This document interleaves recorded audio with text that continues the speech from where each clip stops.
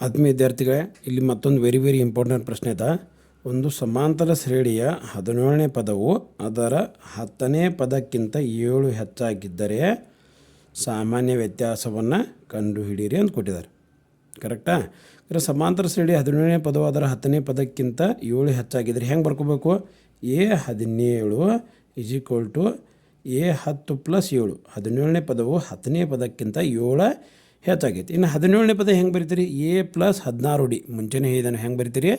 A+16D. Next = 10ನೇ ಪದ ಹೆಂಗೆ ಬರಿತೀರಿ? A+9D. ಏನಂತ ಬರಿತೀರಿ? A+9D +7. ಹಂಗೆ ಇಟ್ಕೋರಿ.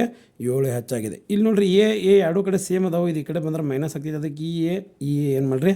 ಕ್ಯಾನ್ಸಲ್ ಮಾಡಿಬಿಡ್ರಿ. ಇನ್ನು 16D = 9D + 7 ಅಂತ ಬರೈತೆ. 16D = 9D + 7 ಅಂತ ಬರೈತೆ. ಈ 9 ಈ ಕಡೆ ಬಂದ್ರೆ ಮೈನಸ್ ಆಗ್ತೈತೆ ನೋಡ್ರಿ. 16D - 9D = ಎಷ್ಟು ಬರೈತಿ? 7. ಅದು 16 9 ಎಷ್ಟು ಬರೈತೆ ನೋಡ್ರಿ? ಮತ್ತು 7D ಕರೆಕ್ಟಾಗಿ = 7. ಹಂಗಾರೆ 7 ಈ ಕಡೆ ಬಂದ್ರೆ ಭಾಗಾಕಾರ ಆಗ್ತೈತಿ.